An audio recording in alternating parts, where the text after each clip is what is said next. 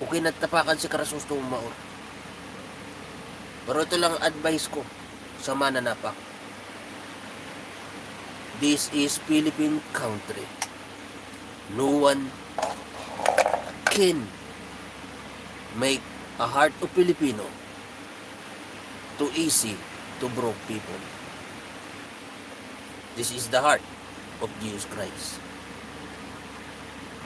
Narito si Jesus Christ, people.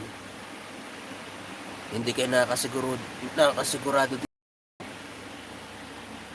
na ito'y mapapasa inyo.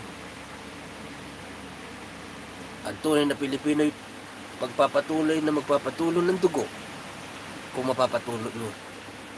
Para lang ang Pilipinas ay maging isang Pilipinas na para lang sa tunay na Pilipino. Nakahanda palagi ang Pilipino. And that is surely I say unto all of you conqueror. You never break Philippines broken.